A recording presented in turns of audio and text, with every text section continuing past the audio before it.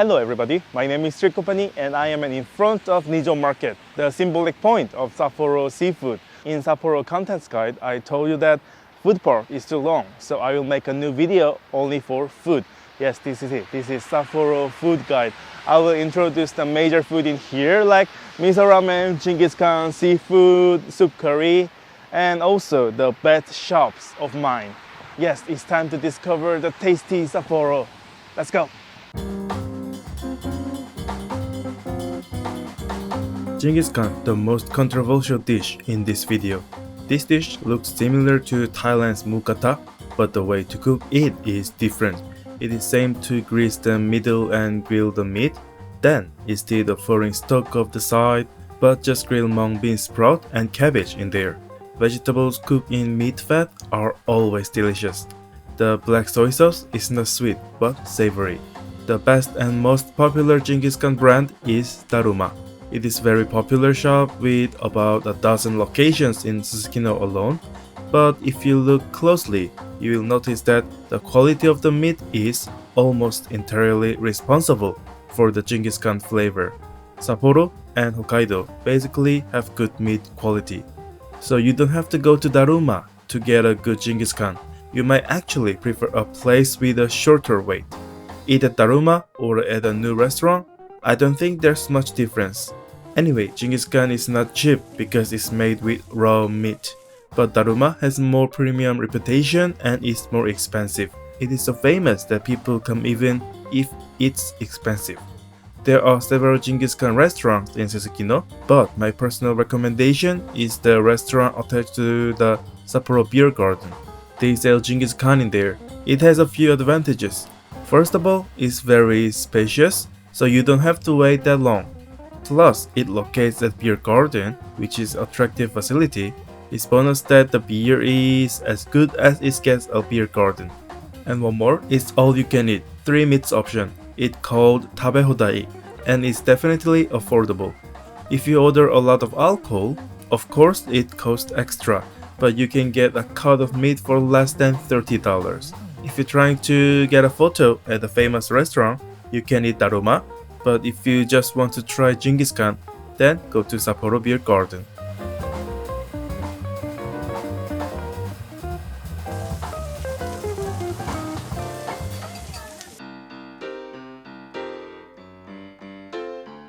Many people say seafood is also one of specialties in Sapporo. Nijo Market at the east end of Tanukikoji is not a very big market, but it has everything you need. As with any Japanese seafood market, the most common item on the menu is kaisendon, or seafood rice bowl. Anything with seafood on rice is kaisendon, so there's a lot of variety. Usually salmon, scallops, and red tuna called akami are the low-end ingredient, and you can eat it for a little over 2,000 yen. Ikura, aka salmon roe, or tuna belly, is the mid-priced ingredient. The most expensive is sea urchin, uni. The higher the percentage of sea urchin, the higher the price. Also in the Nijo market, you can find a lot of seafood shops. They also sell crustaceans, tuna, salmon, and other seafood. It doesn't look like that, but you can get your seafood dish in there. It's not cheap, but it's definitely delicious. There are also quite a few seafood restaurants outside of Nijo market. Uni-Murakami, specialized in uni. It's not that they don't have other seafood, but uni, you can really taste it. The visuals are amazing, your photos will be really good. Uni is also fresh and flavorful. But like I said in Sapporo Pros and Cons, it's a bit pricey. The gratin is almost $10 and their uni bowl costs $60. One more thing to consider is that Sapporo is not a fishing village. Japan is island nation, so all the towns are famous for their seafood, and most people who go to Sapporo also go to Otaru. Otaru's specialty is seafood, and so is Hakodate. As I explained in my guide to Hakodate, I highly recommend eating seafood when you go to Hakodate. It's so fresh and definitely cheaper. But Sapporo seafood is delicious, but it's not cheap. So if you're eating seafood on your trip to Hokkaido, there are plenty of other options. In Sapporo, I'd recommend focusing ramen, Genghis Khan, and curry.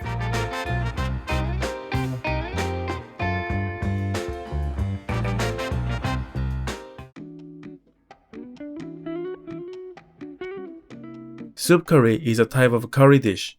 Curry is popular all over Japan, especially Koko Ichibanya, but soup curry is a bit different. First of all, it's a soup, so the broth is usually less viscous, and the ingredients are very much in their original form. It's more like whole vegetables. It's not uncommon to find things like eggplant and lotus root, but even you're not a fan of vegetables, you are going to love this curry. You will be able to enjoy them. Also, the rice and curry are served separately. You can eat a little bit of rice in the curry. And unlike other foods, it's curry. You can control the spiciness. Some restaurant has as few as 10 levels and as many as 30 levels. The most famous ones are Karaku and Seage Plus, right near Suzukino. It's famous, but it's in good location and the queues are really long. You may have to sacrifice a lot of things on a short trip.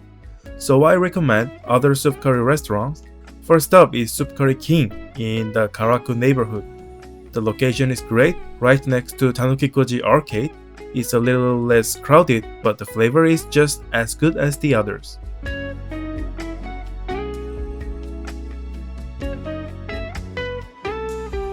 It is a chain. Here is a branch and the main store is Toyohiraku, south of Hokkaido, but I don't think you need to go all the way to the main store.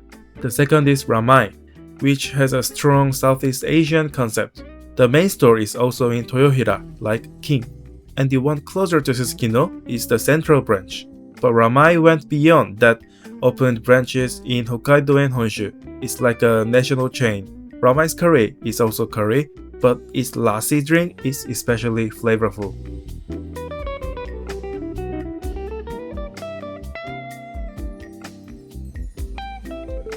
The last one is Soup Curry Sama. It is also a chain. Curry definitely has more chains than other foods. There are 3 branches in Tokyo where Ramai didn't make it. In the city, there's one in the university area, one in front of Shrine, and they just opened a new store in Tanukikoji. I haven't been to this one, but it's in a great location, so I'm sure there's something waiting. What sets Sama apart from other shops? A wide variety of flavors and toppings. Soup bases range from plains to rich, tomato and other flavors. The toppings go beyond chicken and pork to hamburger steak. You can even add cheese to the rice. The soup is a bit thicker and more filling. If you are in the mood for really heavy soup curry, try Sama. And a common tip for all soup curries.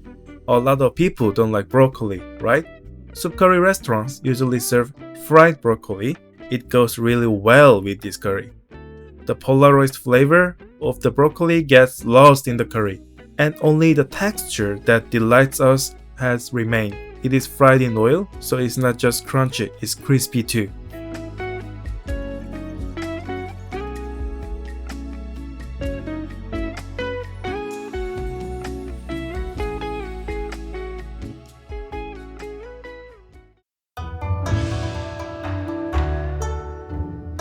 Miso ramen is a specialty of Sapporo and Hokkaido. This ramen is made by still frying miso, a Japanese soybean paste, and adding broth. There's no set base, but the soybean flavor is very strong.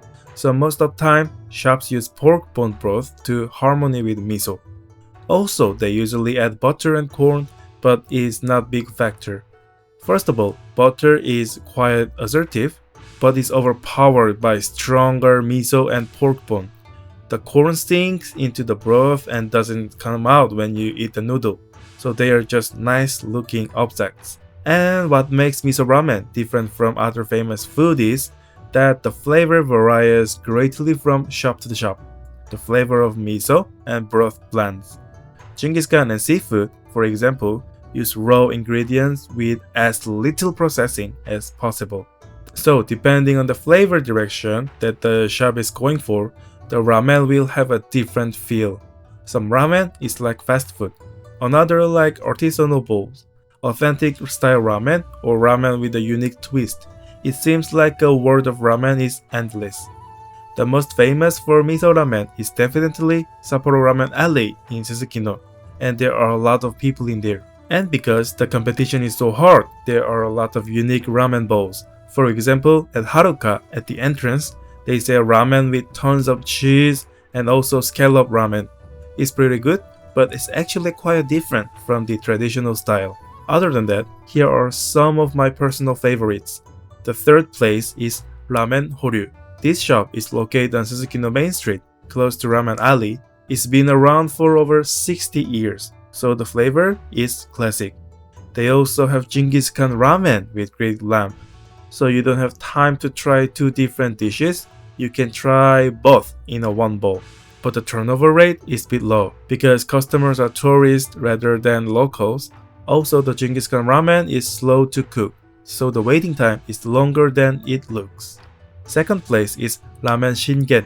It's not far from though, just a 10-minute walk from Suzuki-no.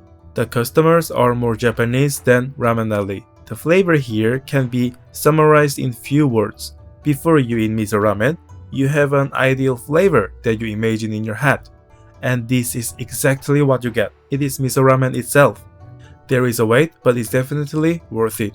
Another good thing is that there are waiting chairs inside the restaurant. The turnover is not bad, but it is very popular. So I recommend get here before it opens. First place, Menya Ukikaze. It's less famous than the others, but I like the miso ramen here the best. The broth was more complex and flavorful. But soybean paste is soybean paste. But the tori paitan style broth is great. It's a mixture of pork and chicken flavor. Some miso ramens are tasty, but don't have their own characters. I like that this place has a memorable Ukikaze style. The location is not far from Suzuki-no, so it's not enough to walk. So it's easy enough to walk. Nakajima Park is a little further away, so you can take a walk afterward. And one more place I'd like to add is Ebisoba Ichigen. It doesn't have ramen and miso in their name, so it's a little bit offbeat. It's got a shrimp broth that's very authentic, just like the name Ebi says. From there, you can choose additional flavors such as shio, shoyu, and miso. Each means salt, soybean sauce, and soybean paste. Its flavor of shrimp broth is unique. What an impressive shop in Sapporo. They have a main store in downtown Sapporo and a branch at the airport, but I recommend going to the main store when it opens. Of course, there are tons of ramen shops in Sapporo. These are just few of them. And there is another ramen alley at Sapporo Station and the airport. So you can try a lot of different styles of ramen in there. There are some more local favorites on the outskirts. Usually, there's nothing around. So you have to spend 400 round-trip transportation just for the one dish. And it can take an extra hour or two to get there. So if you're not a ramen mania of some sort, I recommend getting in on the Suzuki-no to Sapporo Station. Because we are going to Otaru, we are going to BA Furano and Noboribetsu. After you do all of that, residential area finally can be your own option. So there you have it, the main gourmet spots in Sapporo. Now let's summarize what we learned today.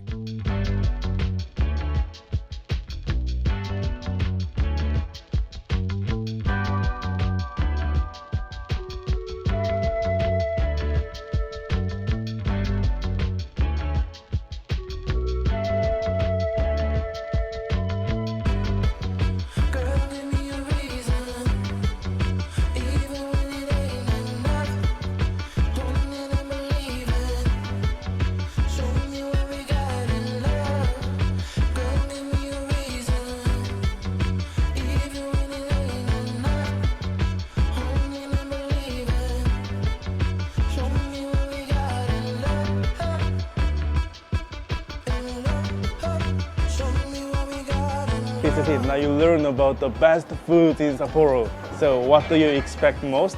Or if you already traveled here, what was your best? This place where I finished this video is the Sapporo Ramen Street. It's not my best, but maybe worth to wait once. Thank you for watching this long video and thank you again.